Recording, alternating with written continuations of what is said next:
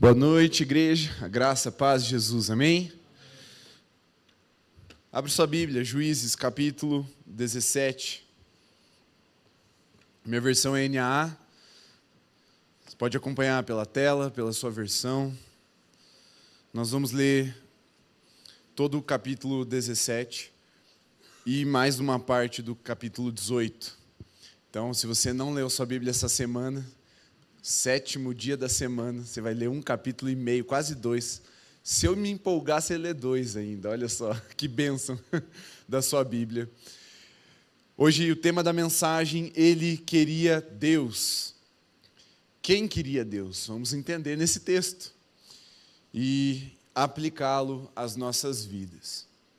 Minha pergunta é, você quer Deus? Sim. É óbvio que você quer Deus, porque a verdade é que todo mundo quer Deus. Alguns querem o nosso Deus, alguns querem o seu próprio Deus, alguns querem deuses do seu próprio jeito, alguns querem falsos deuses, mas todo mundo quer Deus. E a gente vai entender a diferença entre querer Deus e de fato encontrá-lo. Porque isso faz toda a diferença na nossa vida. Amém? Abriu sua Bíblia? Juízes 17, verso 1. Está escrito: havia um homem da região montanhosa de Efraim, cujo nome era Mica. Ele disse à sua mãe: as 1.100 moedas de prata que lhe foram roubadas, e a respeito das quais a senhora me falou e proferiu maldições, eis que esse dinheiro está comigo. Eu o peguei. Então a mãe lhe disse: que o Senhor o abençoe, meu filho. Abre um parênteses aqui, para a gente começar a compreender o texto. É literalmente um filho dizendo que roubou a mãe, e a mãe, ao ouvir a confissão do seu filho, dizendo: Deus te abençoe. Ela está retirando a maldição que provavelmente ela havia proferido sobre o ladrão. Sabe quando algo de ruim acontece com você e você dá uma praguejada com algumas maldições? A pessoa, o motoqueiro passou, bateu no retrovisor do seu carro, aí você... E aí depois você descobre que o motoqueiro era teu namorado, ou teu filho, ou teu pai, sei lá. E aí você fala: não, ai, Deus te abençoe, pai. Foi mais ou menos o que aconteceu, só que aqui não foi um acidente, foi um crime contra a própria mãe. Então você já vê que a estrutura familiar era um tanto quanto prejudicada. Verso 3, assim ele devolveu as 1.100 moedas de prata à sua mãe, que disse: da minha parte, dedico esta prata ao Senhor Deus a favor do meu filho. Será usada para fazer uma imagem de escultura e uma de fundição. Por isso, agora eu devolvo essa prata a você. Então, o filho devolveu o que ele havia roubado, e a mãe fala: olha, eu dou para o Senhor, mas para te favorecer, e aí você vai fazer uma escultura que vai provavelmente incrustar prata para ter os detalhes ali, ornamentar essa escultura, e a outra uma estátua de fundição, ou seja, de prata maciça. Você vai fundir a prata, derreter, e vai formar ali uma outra escultura. Porém, o filho devolveu a prata à sua mãe, que pegou 200 moedas de prata e as deu a um ourives, o qual fez delas uma imagem de escultura e uma de fundição. E a imagem ficou na casa de Mica. E assim, este homem, Mica, veio a ter um santuário. Fez uma estola sacerdotal. Parênteses de novo, para que haja compreensão do texto. O que é uma estola? Quem teve uma estola quando era criança? A gente não usa mais essa palavra. Estola é uma ornamentação que é tipo como se fosse um peitoral, assim. Um negócio que você pendura no pescoço para proteger o peito ou para ornamentar o peito. E a estola sacerdotal era essa ornamentação ordenada por Deus no livro de Levíticos para que compusesse a roupa dos levitas, daqueles que eram encarregados de prestar culto, de fazer as ofertas ao Senhor Deus. Então, isso é uma estola sacerdotal. Ele fez uma estola sacerdotal. Continuando. Alguns ídolos do lar e consagrou um de seus filhos para ser o sacerdote. Naqueles dias, não havia rei em Israel. Cada um fazia o que achava mais certo. Então você vê, já no início aqui do relato, que Mica era bastante sem noção. Ele fez o que ele achava mais certo, mesmo que fosse contrário a algumas leis de Deus para a adoração. Ele rouba, confessa o roubo, fica com o benefício do seu roubo. Esse benefício do roubo, ele é consagrado para ser colocado como um ídolo, como uma estátua. Ele faz isso, ele monta um santuário dentro de casa, pega um dos filhos dele e consagra esse filho para ser um sacerdote. E lembrando aos irmãos que os sacerdotes, eles precisavam ser específica e estritamente da tribo de Levi. Então não era da tribo dele. E ele consagra o filho dele e fala, você vai fazer. Tudo do jeito dele. Verso 7. Havia um jovem de Belém de Judá, da tribo de Judá, que era levita, estrangeiro naquele lugar. Esse homem partiu da cidade de Belém de Judá em busca de outro lugar para morar. E assim, seguindo seu caminho, chegou à região montanhosa de Efraim, até a casa de Mica, e Mica lhe perguntou, de onde você vem? Ele respondeu, sou levita de Belém, de Judá, e estou procurando um lugar para morar. Então Mica disse, fique comigo, como meu conselheiro e sacerdote. Eu lhe darei 10 moedas de prata por ano, a roupa e o sustento. O levita entrou e consentiu em ficar com aquele homem, e o jovem era para ele como um de seus filhos. Mica consagrou o jovem levita, que passou a ser o seu sacerdote.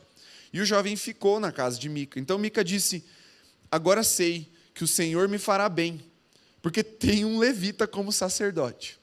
Então Mica estabelece um sacerdote como um tipo de pet, e acha que por ter esse sacerdote para ele, Deus estenderia a sua mão de favor para que ele fosse abençoado. Segue comigo agora no capítulo 18 para a gente ver as consequências desse relato do capítulo 17. 18, 1.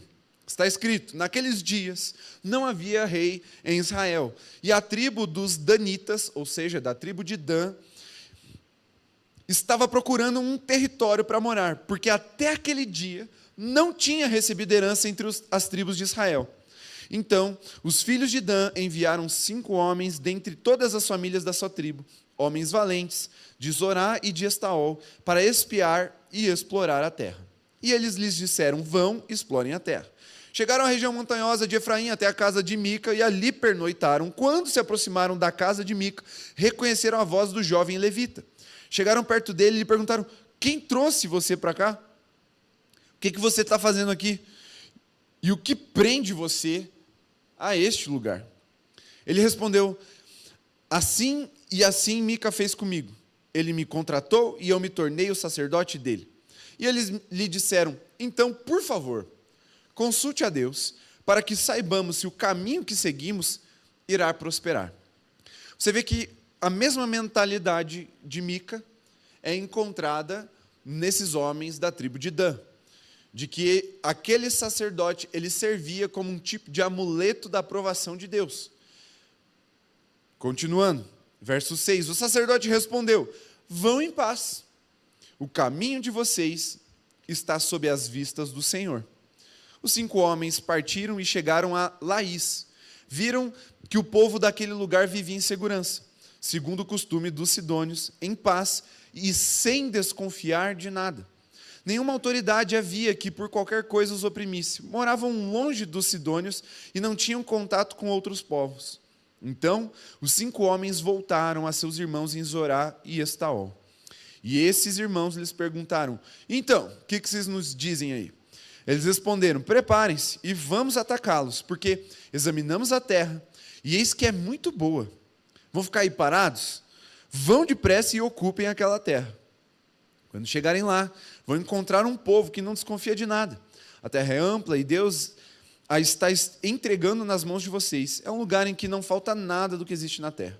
Então partiram dali, Do meio da tribo dos danitas, de Zorá e de Estaol, 600 homens armados com as suas armas de guerra. Subiram e acamparam em Kiriat Jearim, em Judá. Por isso aquele lugar é chamado de Maanedã até o dia de hoje. Fica a oeste de Kiriat Jearim. Dali foram para a região montanhosa de Efraim e chegaram até a casa de Mica. Os 5 homens que foram espiar a terra de Laís disseram aos seus irmãos: vocês sabiam que numa daquelas casas há uma estola sacerdotal? Alguns ídolos do lar, uma imagem de escultura e uma de fundição? Decidam, pois, o que vocês vão fazer. Mas bem sugestivo, né? Ele já... Licença só um minutinho.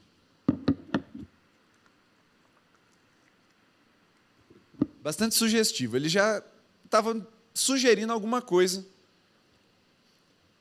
para que fosse feito. Ó, tem um monte de coisa boa ali. Vocês vão deixar passar em branco? 600 homens armados com arma de guerra, a espada, contra uma família ali. Vocês vão deixar mesmo? Então, ficou sugerido, ficou no ar, né? Essa sugestão. Qual o versículo que eu parei? 15. Então foram para lá e chegaram à casa do jovem levita, que era a casa de Mica, e o saudaram. Os 600 homens da tribo de Dan, armados com as suas armas de guerra, ficaram à entrada do portão. Porém, os 5 homens que tinham ido espiar a terra entraram na casa e apanharam a imagem de escultura, a estola sacerdotal, os ídolos do lar e a imagem de fundição, enquanto o sacerdote estava em pé à entrada do portão com 600 homens que estavam armados com armas de guerra. Quando eles entraram na casa de Mica e apanharam a imagem de escultura, a estola sacerdotal, os ídolos do lar e a imagem de fundição, o sacerdote perguntou: o que vocês estão fazendo? Eles responderam: fique calado, não diga nada a ninguém, venha conosco e seja o nosso conselheiro e sacerdote. Ou você acha que é melhor ser sacerdote na casa de um só homem do que ser sacerdote de uma tribo e de uma família em Israel? O sacerdote ficou contente. Pegou a estola sacerdotal, os ídolos do lar, a imagem de escultura e entrou no meio do povo. Eles deram meia volta e partiram, não sem antes colocar diante de si as crianças, o gado e seus bens. Quando eles já estavam longe da casa de Mica, os vizinhos deste se reuniram e foram atrás dos filhos de Dan. Eles gritaram para os filhos de Dan, que voltando se perguntaram a Mica: o que é que você quer? Por que você convocou todo esse povo? Mica respondeu: vocês pegaram os deuses que eu fiz e também o meu sacerdote e foram embora. O que sobrou para mim? E vocês ainda me perguntam: o que é que você quer? Porém os filhos de Dan lhe disseram: seria melhor você ficar calado, porque senão alguns dos nossos homens poderiam ficar irritados e acabariam atacando você. Nesse caso, perderiam a vida você e os da sua casa. Assim, os filhos de Dan seguiram seu caminho, e Mica, vendo que eram mais fortes do que ele, deu meia volta e foi para casa. Os homens de Dan levaram as coisas que Mica havia feito e também o sacerdote dele, e foram a Laís, a um povo que vivia em paz e sem desconfiar de nada. Mataram os moradores a fio da espada e queimaram a cidade. Não houve ninguém que os livrasse, porque moravam longe de Sidom e não tinham contato com outros povos. A cidade ficava no vale, junto a Bet-Reob. Os filhos de Dan reedificaram a cidade e passaram a morar nela. E lhe chamaram Dan, segundo o nome de Dan, seu pai, que era filho de Israel. Porém, no passado, o nome dessa cidade era Laís. Os filhos de Dan levantaram para si aquela imagem de escultura. E Jonatas, filho de Gerson e neto de Moisés, ele e seus filhos foram sacerdotes da tribo dos danitas até o dia do cativeiro do povo. Assim, pois, a imagem de escultura feita por Mica ficou entre eles durante todo o tempo em que a casa de Deus esteve em Siló. Irmão, texto complicado. Semana passada a gente pregamos aqui sobre a oração do pai de Sansão. Ensina-nos o que devemos fazer. E o contexto é mais ou menos o mesmo. Estavam num período da história de Israel em que não havia rei e cada um fazia o que era melhor aos seus olhos, cada um fazia o que achava que era certo, o que dava vontade, o que dava na telha. Esse período durou aproximadamente 400 anos e ele se instaura a partir da morte de Josué, que foi o sucessor de Moisés, que fez com que o povo entrasse na terra prometida.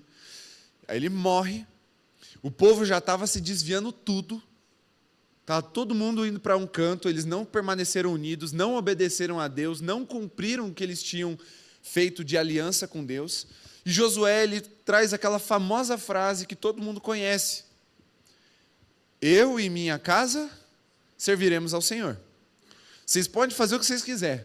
Vocês podem ir para cada um para o seu canto, vocês podem se desviar, mas eu e minha casa serviremos ao Senhor.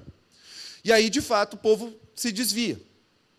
E cada tribo se espalha e os povos inimigos começam a vir e a oprimir e gerar vários períodos, tanto de cativeiro quanto de opressão. Opressão, o que significa para você entender? Eles vinham e roubavam as plantações, roubavam o gado, roubavam as mulheres e crianças. Eles constantemente saqueavam as cidades e as tribos de Israel. Então, eles ficavam com medo, porque eles não conseguiam crescer em número, não conseguiam crescer em estrutura nas suas cidades, não conseguiam crescer em armamento para batalhar. Então, vez ou outra, Deus levantava no meio desse povo corrupto, desviado, sem vergonha, um homem ou uma mulher, como no caso de Débora, aqueles que a Bíblia chama de juízes. E a palavra juízes serve também para libertadores. Então, em que sentido? Qual era a atuação desses líderes que vinham para libertar o povo? Eles eram chefes de guerra, eles lutavam contra os inimigos e libertavam o povo da opressão dos inimigos, mas eles também lideravam em termos jurídicos, eles julgavam as circunstâncias de acordo com a lei. Então, eles traziam algum tipo de liderança, eles eram uma luz de renovo, de retorno do povo para Deus, de acordo com a sua lei. E foram aproximadamente 13 juízes que julgaram Israel nesse período aí de 400 anos. E essa história está contida nesse livro. Ela não conta a história de um juiz, mas ela conta como se fosse um epílogo sombrio para que todos entendessem o estado deteriorado do coração daquele povo. Eles estavam totalmente desviados. Aqui nós estamos falando de um homem que queria Deus. Estamos falando de um outro homem que era levita, o suposto homem de Deus, líder religioso daquele povo. E nós estamos falando de uma tribo, a mais obediente talvez de todas, que ainda não havia se assentado num lugar, que vai e ataca uma cidade indefesa e estabelece ali a sua cidade. E tudo isso debaixo de uma realidade sombria, de frieza espiritual, de idolatria profunda e de crueldade. E aí a gente começa aqui no capítulo 17 com a história desse tal de Mica. Você vê que mesmo quando ele, por medo da maldição que a mãe tinha lançado sobre o dinheiro roubado, ele devolve o dinheiro, aí ele é abençoado por essa mãe. Então o cenário já mostra uma família espiritualmente confusa. Há roubo, mas sem arrependimento verdadeiro. Ele devolve o dinheiro com medo da maldição que a mãe havia proferido. A bênção religiosa, mas sem santidade nenhuma. A dedicação ao Senhor, mas por meio de imagens proibidas por Deus. Então Mica cria um santuário particular dentro de casa, faz ídolos, fabrica um éfode e ainda nomeia um de seus filhos como sacerdote. Tudo errado, do início ao fim. E ainda depois, para tentar legitimar a besteira que ele estava fazendo, ele ainda contrata um levita para fazer o seu culto. Então isso mostra para nós que o contexto daquele povo era de uma religião feita sob medida. A lei de Deus prescrevia como Deus quer ser adorado. Mas aquele povo estava procurando Deus à sua própria maneira, do seu próprio jeito, e construindo para si um sistema religioso à sua revelia, à sua medida, à sua própria vontade. Isso mostra para nós que Mica, como representante desse povo aqui nessa história, ele queria Deus, mas do seu jeito. Queria bênção, mas sem submissão. E ele queria sacerdote, mas não o sacerdócio instituído por Deus.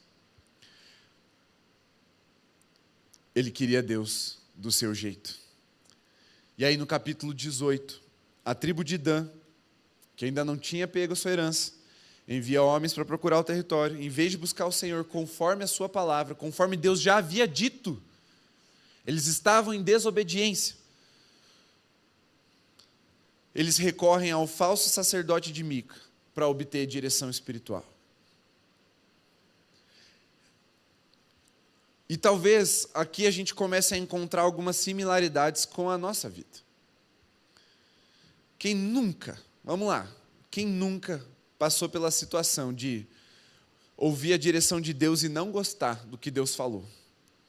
Aí você procura outra pessoa, fala assim, vou pegar aqui a fileira.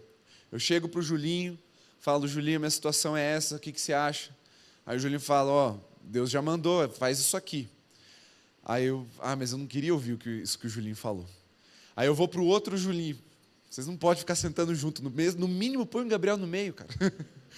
Aí o outro Júlio Costa, eu falo, Júlio Costa, o que você acha? A situação é essa. Daí ele fala outra coisa, mas também não gostei do que o Júlio Costa falou. Eu chego, Gabi, olha só, minha situação é essa, o que você acha?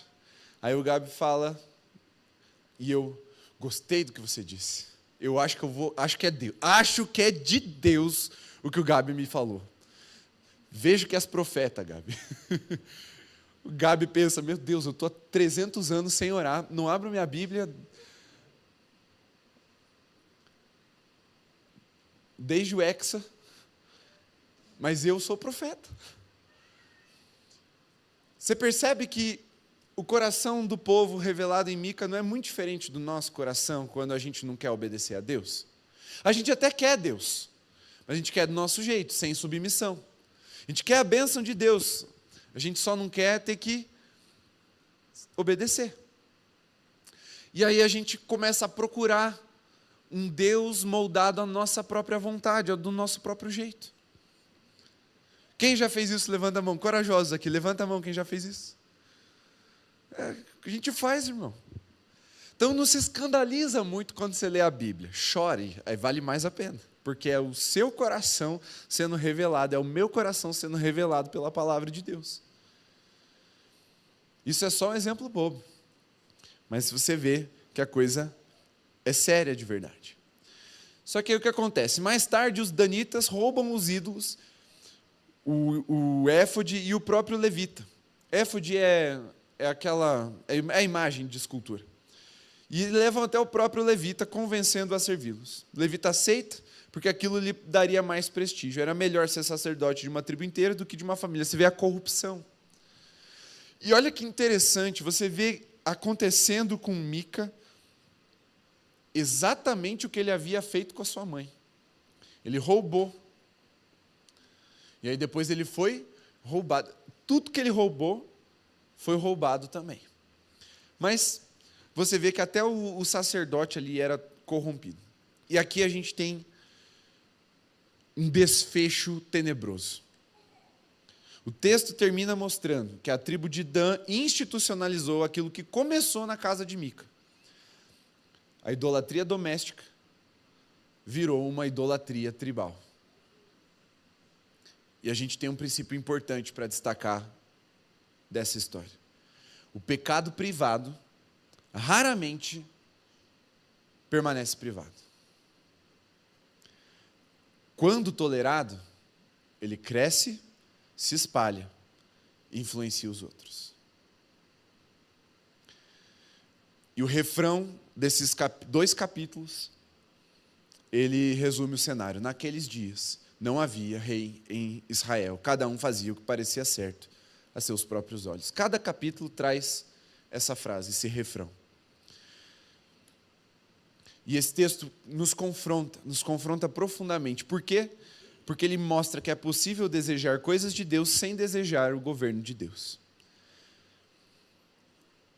E olhando agora para a nova aliança, em Cristo Jesus, eu posso afirmar para vocês, e vocês podem crer que isso é verdade, de que é possível querer Cristo como Salvador, mas rejeitá-lo como Senhor das suas vidas. E isso a gente vê já no Novo Testamento, nos Evangelhos, acontecendo o tempo todo. Uma coisa que às vezes a gente acha é que quando alguém recusava, rejeitava Jesus, virava as costas para Jesus, era porque as pessoas não acreditavam que ele era Deus, ou não conseguiam confiar nas suas palavras. Mas não é isso, não é essa a motivação que levava as pessoas a rejeitar o Cristo. Foi porque quando ele se revelou um Messias diferente do que eles estavam esperando, qual era a mentalidade do povo? Eles queriam um Messias político, alguém que chegasse, destruísse o Império Romano e se assentasse no trono de Israel e levasse com o seu poder Israel a governar as nações de uma forma generalizada. Essa era a expectativa, esse era o imaginário do povo da época. E eles até viram que Jesus era o Filho de Deus, que ele era profeta, sacerdote e rei, que ele realizava milagres, que ele fazia coisas que só Deus poderia fazer. Há uma passagem muito sublime da revelação da glória de Deus, que é quando eles estão atravessando o mar da Galileia, e Jesus está dormindo no barco. E quando os discípulos estão que nem o Cid da Era do Gelo, a gente vai morrer. E aí eles acordam Jesus e falam, você não se importa que a gente morra?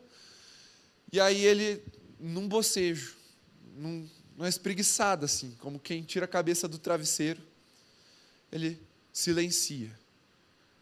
O mar, as ondas e o vento. E os discípulos ficam embasbacados. Quem é esse? Que até o vento e o mar obedecem. Eles sabiam que era Deus. As pessoas viram Cristo multiplicando, realizando milagres, levantando defunto, libertando endemoniados. Havia clareza de sinais.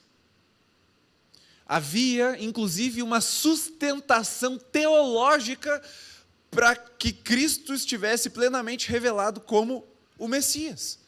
Mas por que é que eles rejeitavam Cristo?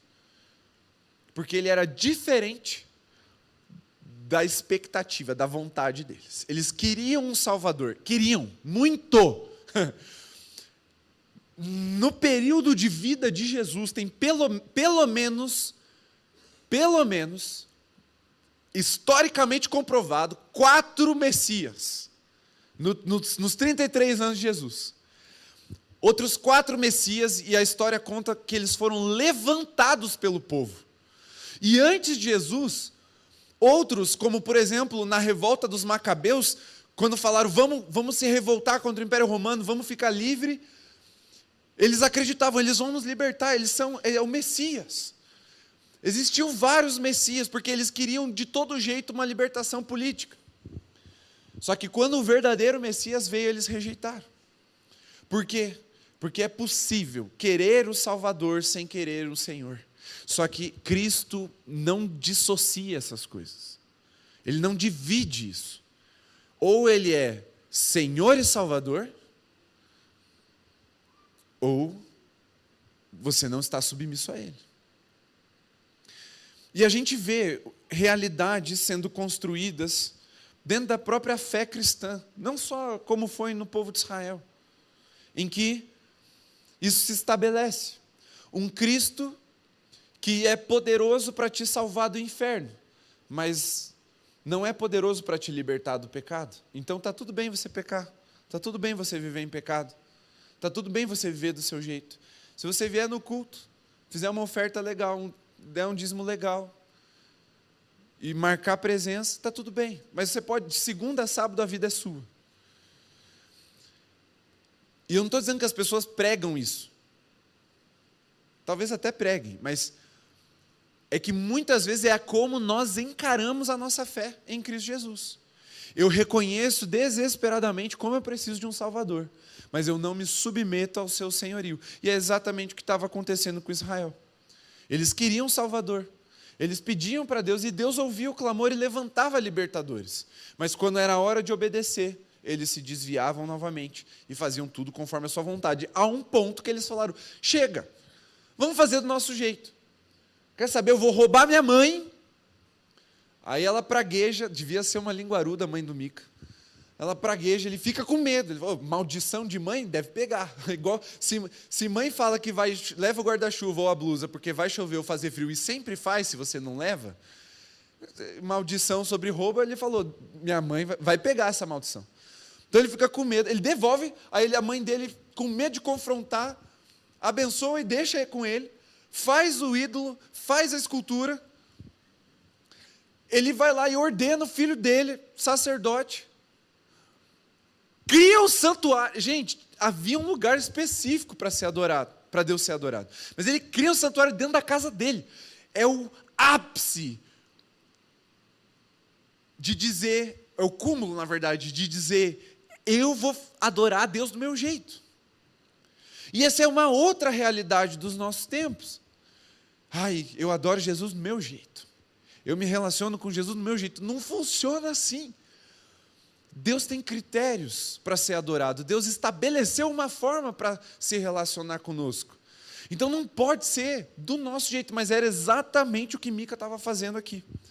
E aí você vê que esse pecado dele, que era particular, começou com um roubo misterioso dentro de casa, termina com a dizimação de uma cidade, a destruição de uma cidade de todo um povo, e com o estabelecimento de uma cidade idólatra no meio do povo de Deus. Isso mostra, e é muito importante a gente perceber que o problema de Israel não era a falta de religião, era o excesso de religião falsa, de relacionamento falso com Deus. Primeiro ponto, prometo ser rápido nos pontos: a desobediência disfarçada de espiritualidade. Mica falava sobre Deus, dedicava dinheiro ao Senhor e queria ter uma vida espiritual, mas ao mesmo tempo roubou, fabricou imagens, criou um santuário particular e ignorou os mandamentos de Deus. Mica queria Deus, mas queria servi-lo à sua própria maneira. Ele não rejeitou Deus completamente, porque muitas vezes a gente pensa que o desgraçado é o ateu, é quem não acredita em Deus, quem rejeita até a existência de Deus, ou quem virou as costas totalmente para Deus e falou assim: não quero saber de Deus, vou viver minha vida do meu jeito. Mas esse cara, ou essa pessoa, está mais perto de uma experiência verdadeira de redenção do que aquele que mais ou menos está com Deus. Porque ele, no fundo, ele também está se enganando. Não, Deus eu estou fazendo, eu estou buscando Deus, Deus deve estar me aceitando.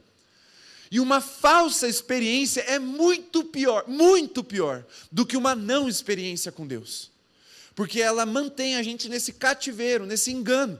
É por isso que tantas e tantas pessoas vivem e permanecem vivendo para o resto de suas vidas numa religiosidade fria, num relacionamento vazio ou não existente com Deus, mas com uma aparência de religiosidade. Ele não rejeitou Deus completamente, apenas moldou Deus conforme os seus desejos. Esse continua sendo um dos maiores perigos do coração humano: querer as bênçãos de Deus sem arrependimento. Querer salvação sem obediência. Querer promessas sem santidade. Foi o que a tribo de Dan fez. Qual era a promessa de Deus? Vocês vão entrar e vão possuir a terra. O que eles fizeram? Desobedeceram. Vamos arranjar nossa própria terra. Ainda vamos construir um santuário, um altar para o ídolo, e vamos viver desse nosso jeito.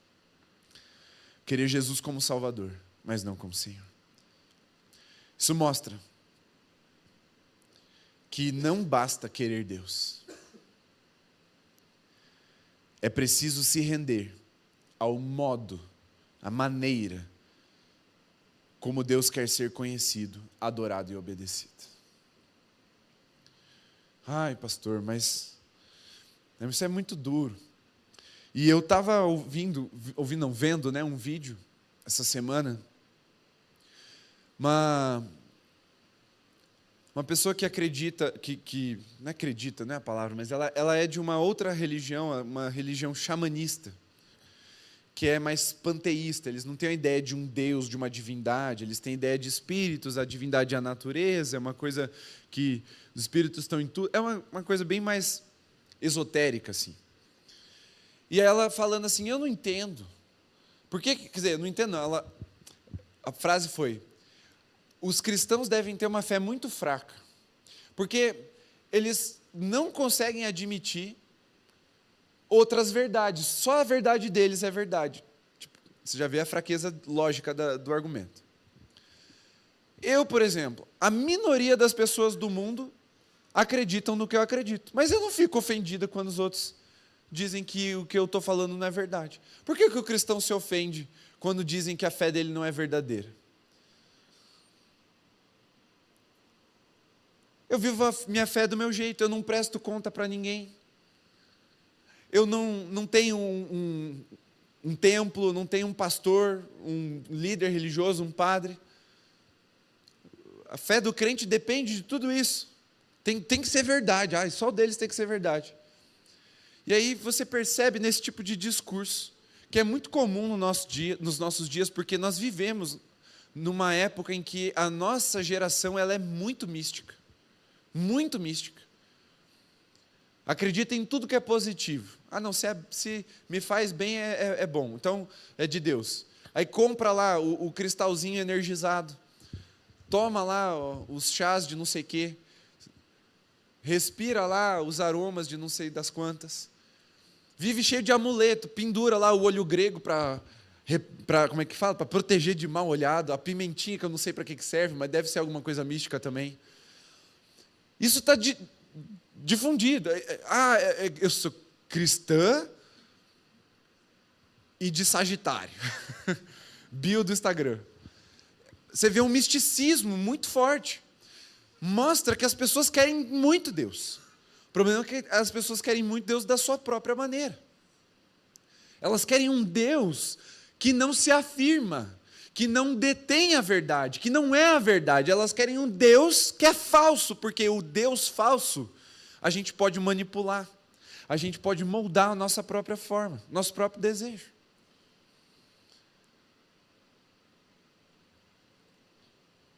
A gente quer um Deus que concorde conosco.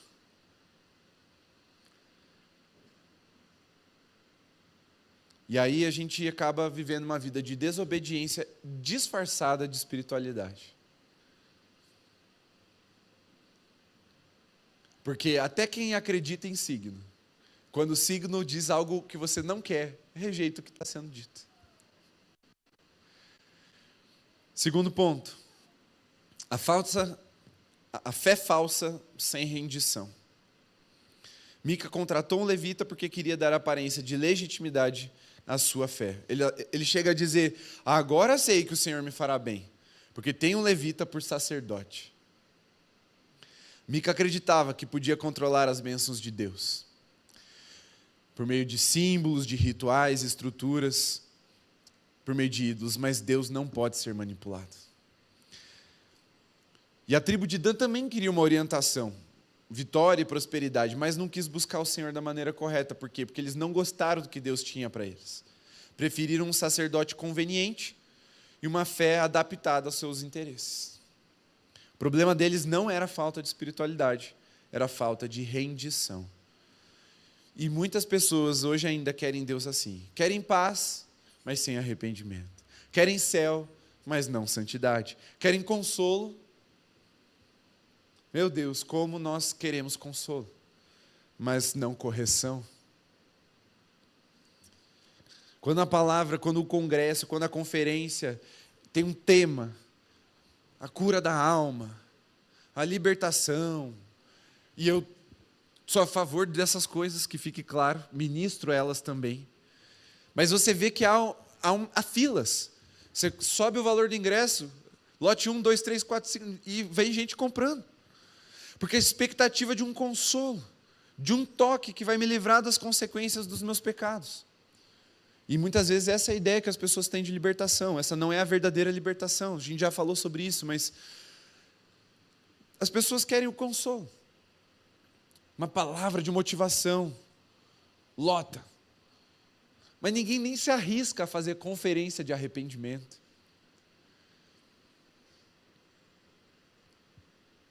Porque não dá ibope. Isso revela algo sobre a nossa fé. Quem aqui já foi numa conferência dessas primeiras que eu citei? Levanta a mão. Já foi numa dessas motivacional, numa de libertação, de cura, alguma... Meu Deus, vocês já foram, eu sei que vocês foram, pode levantar a mão. Eu já vi vocês lá. Mas quem aqui já foi numa conferência de arrependimento, num congresso de confissão de pecados? Porque a gente quer consolo, mas não quer correção. E quando o pastor... Gente, eu estou pregando a série de mensagens dos 7 pecados capitais. Termino semana que vem. Amanhã tem mais um, semana que vem termina. As pessoas me olham até assim, ó. O pós-culto do pastor está cada vez mais isolado.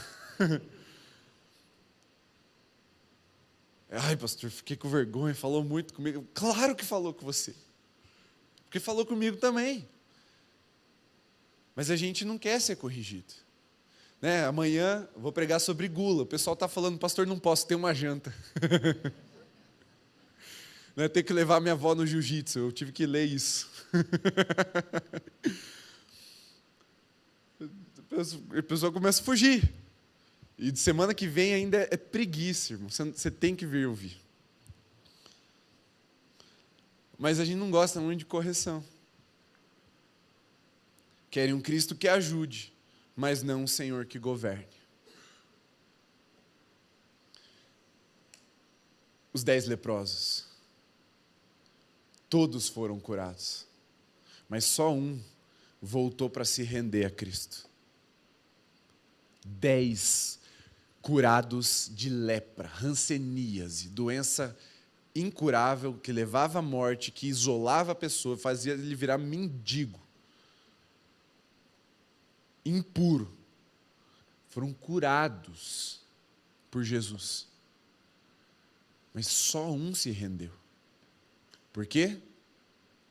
Porque queriam um Cristo que ajuda, mas não um Senhor que governa.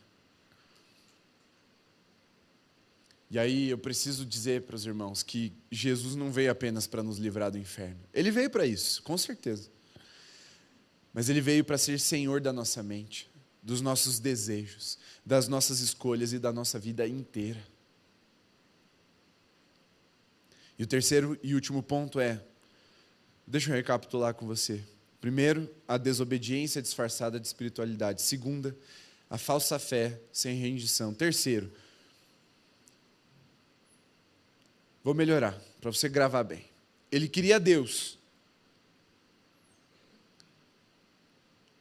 mas sem obediência. Ele queria Deus, mas sem rendição. Agora, terceiro e último, ele queria Deus, mas o coração dele era governado por outra coisa. O que começou na casa de Mica, como um pecado particular, terminou dominando uma tribo inteira. A falsa adoração se espalhou porque ninguém quis se submeter verdadeiramente ao Senhor. E aí, meus queridos, a gente pode dizer com muita certeza que quando Deus não governa o nosso coração, alguma outra coisa vai governar. Lembra do conceito? O vácuo não existe por mais tempo do que um instante. Rapidamente, outra coisa ocupa. Você cria o vácuo, criou o vácuo de Deus no seu coração, um ídolo vai ocupar esse lugar. Pode ser o dinheiro, pode ser a fama, pode ser o conforto, o orgulho, o status, o prazer, ou o próprio controle, a aprovação das pessoas. Todo coração tem um trono, todo coração tem um trono. E se Cristo não estiver nele, alguma outra coisa estará. Porque não existe neutralidade espiritual. Ou Jesus é Senhor de tudo, ou outra coisa está governando nossa vida. Repito com os irmãos. Ele queria Deus, mas sem obediência. Ele queria Deus, mas sem rendição. Ele queria Deus, mas o coração dele já era ocupado por outra coisa. Isso mostra para nós que, por mais que na bondade de Cristo, de nos receber na condição em que nos apresentamos, por exemplo, a multidão faminta, o que eles queriam? Um voucher no iFood, comer de graça. Cristo não se ofende com isso. O que os enfermos queriam? Ser curados. Cristo não se ofendeu com isso. O que Marta e Maria queriam? A ressurreição do seu irmão. Cristo não se ofendeu. Só que, ainda que Cristo seja gracioso na medida de nos receber na condição em que nós nos apresentamos, com a carência, com a necessidade de salvação que nós mostramos, Ele não vai dissociar uma coisa da outra. Ele pode até te tocar, Ele pode até te salvar da sua necessidade ali. Ele pode até te curar, te libertar. Mas se você não se render, a obra não está completa. Vai haver a necessidade de obediência, de rendição e da quebra de um altar no nosso coração, para que o trono de Deus se estabeleça como Senhor sobre as nossas vidas. É por isso que para muitas pessoas é tão difícil. Porque não querem abrir mão. Ah, não, abrir mão dos meus sonhos não dá. Ou abrir mão do meu prazer, não vou. Abrir mão do dinheiro, nem pensar. E aí as pessoas entram na fé desobediente, na fé corrupta, falsa, e entram na fé que só disfarça uma idolatria. E esse clima pesado assim, é exatamente o clima do livro de Juízes. E qual é a redenção do livro de Juízes?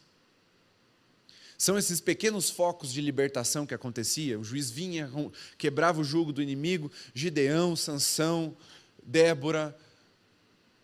Essa é a redenção do povo? Não. Porque todo capítulo continua afirmando: Israel não tinha um rei e eles continuavam fazendo do jeito que eles queriam. Qual é a redenção que Deus traz? A redenção é: eu quero ser para eles como um rei.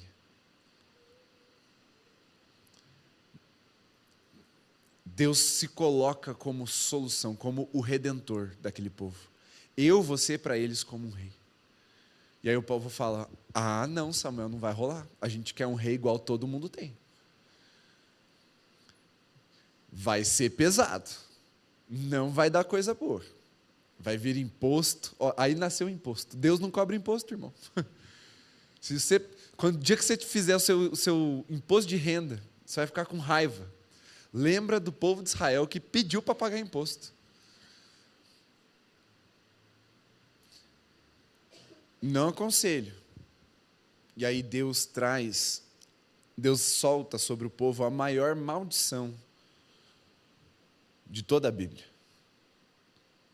Deus fala, quando eles rejeitam Deus como rei, como governante, como senhor das suas vidas, Deus diz: seja feita a sua vontade. E essa é a maior maldição sobre a humanidade. É quando Deus interrompe a sua misericórdia e diz: seja feita a sua vontade. É onde nós entramos num declínio, numa decadência, e vamos à ruína, à nossa destruição. É quando fazemos a nossa própria vontade.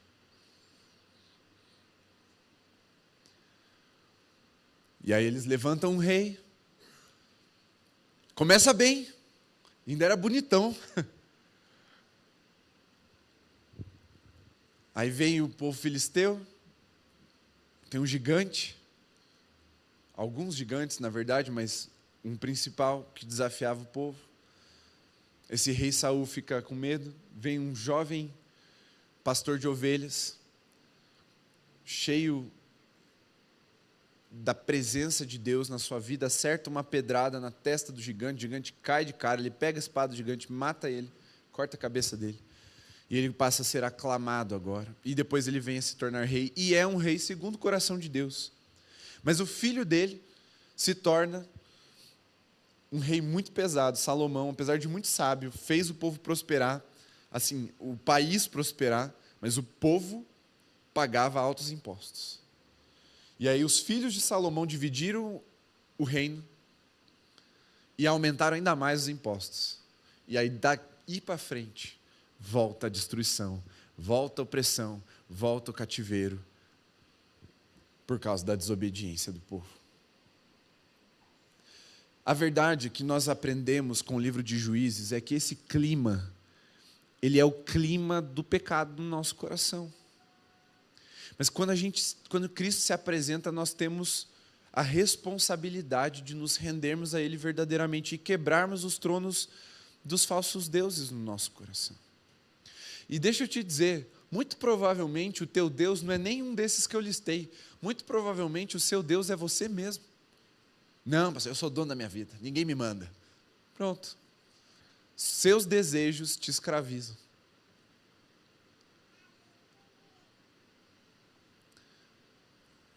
Cristo se apresentou e foi rejeitado pelos seus. Os seus não o receberam. Ele veio para salvar e libertar aquele povo, mas ele não foi recebido. Cristo está diante de mim e de você nessa noite, te chamando para um lugar de rendição e redenção. Mas meu irmão, minha irmã, você não pode continuar vivendo sua vida do seu jeito. Você não pode continuar personalizando Deus. Você não pode continuar adorando do seu jeito. Ou vivendo uma fé do seu jeito. A revelia. Não.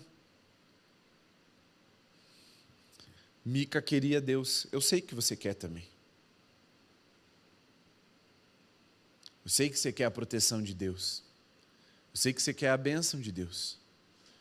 Mas precisa vir junto à autoridade e à obediência, a autoridade de Deus sobre a sua vida e a obediência a esse Deus.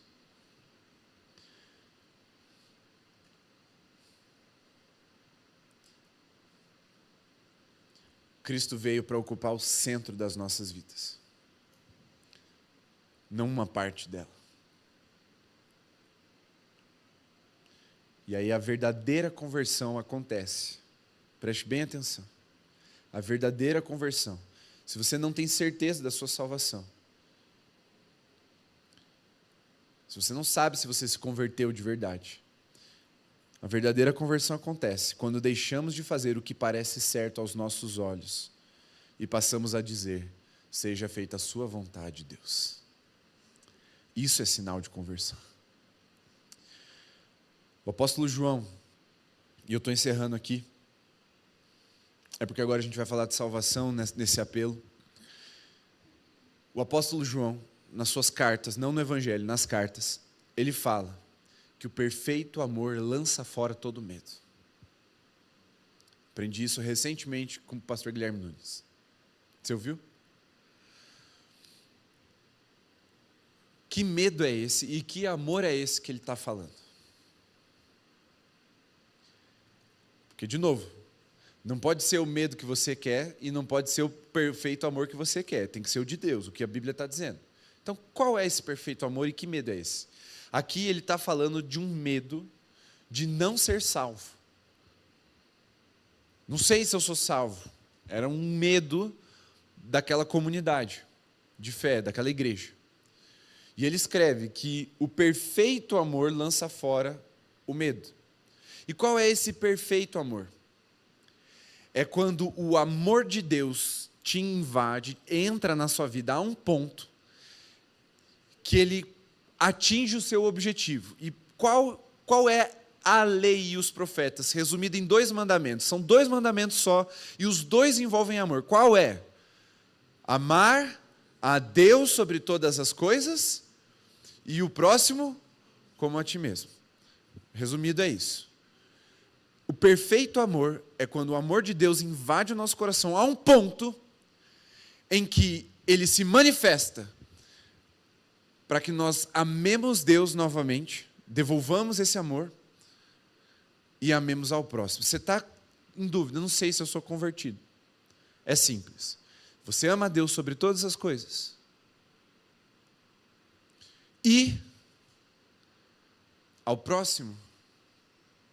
Esse amor está chegando no objetivo, isso é o perfeito amor, é o que atinge o seu alvo. Você é convertido. Você não tem certeza. Você não tem vivido o amor ao próximo. Ou você não tem amado a Deus sobre todas as coisas. É quando esse amor entrar no seu coração a um ponto de destronar os ídolos.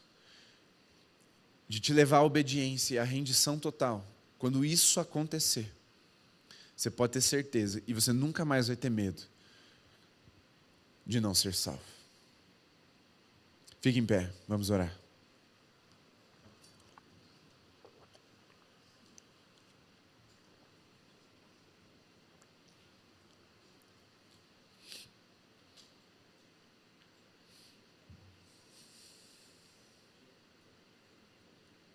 Irmãos, logo vocês vão entender o que eu vou dizer agora, de uma forma um pouco mais clara.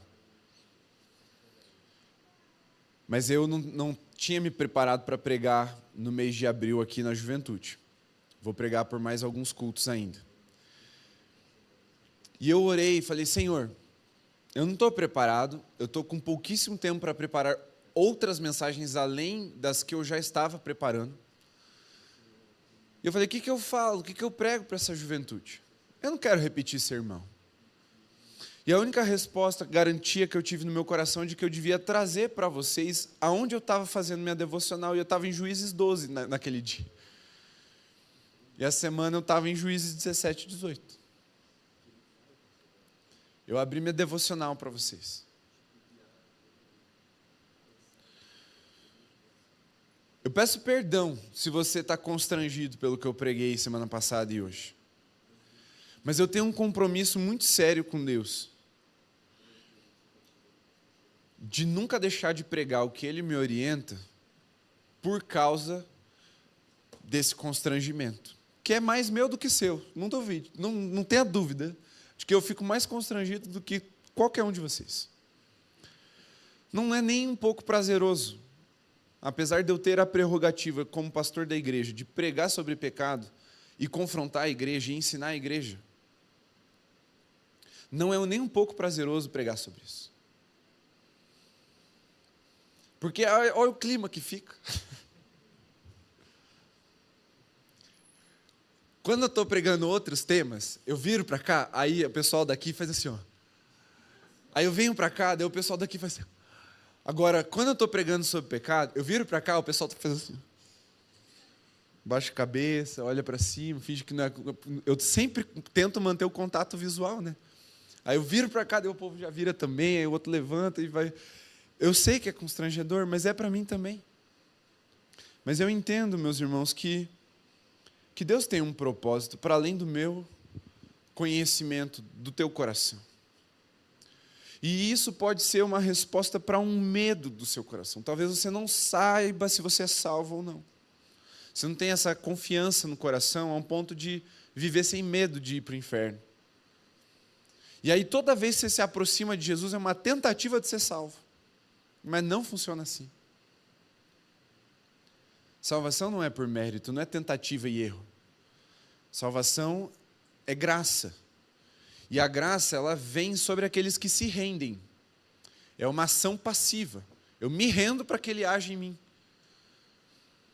Para isso, precisa haver confissão de pecados, arrependimento e mudança de vida. E aí Ele começa a agir nas nossas vidas. Mas, meus irmãos, com muito carinho, assim, quando Deus me chamou para ser pastor, eu tinha um medo de pastorear gente que vai para o inferno, que você não tem uma ideia. Medo mesmo. às vezes se tornava um terror quando eu comecei assim. Porque eu falava, Deus, aqueles que o Senhor me confiou vão para o inferno. Eu falei, não, Deus me livre.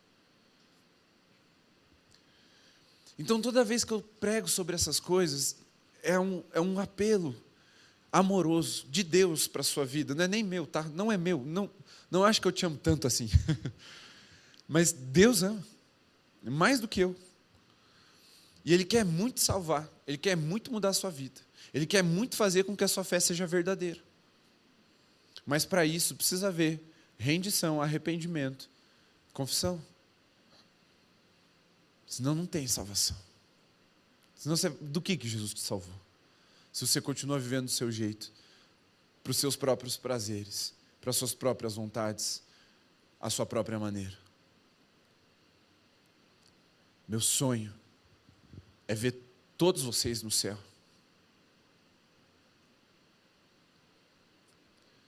É nos encontrarmos lá.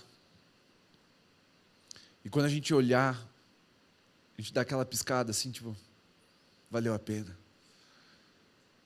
Sabe? Senta aqui do meu lado.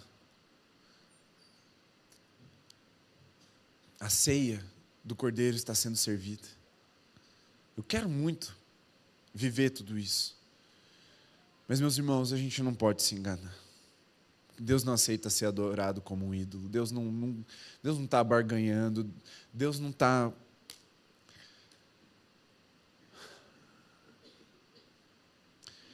Deus não está carente para você oferecer migalhas para Ele. Ou Ele é Senhor, ou não tem salvação. Ainda que Ele te cure, ainda que Ele te console, ainda que Ele te toque, ainda que Ele transforme alguma realidade, faça um milagre na sua vida. A gente precisa ser aquele leproso que entendeu o toque de Jesus. Então eu me rendo a Ti, Senhor. Eu entendi do que o Senhor me salvou, do que o Senhor me curou, me libertou, me transformou. Eu e você éramos leprosos. Você precisa entender isso. O pecado é como uma lepra em nós.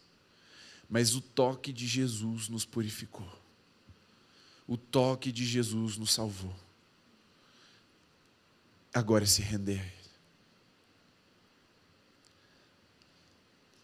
Feche seus olhos, vamos orar, vamos ter um tempo em oração. Jesus, sopra o Teu Espírito sobre nós nessa noite agora. Espírito de revelação e de conhecimento. Espírito de sabedoria e graça. Espírito Santo que ilumina o nosso coração e a nossa mente.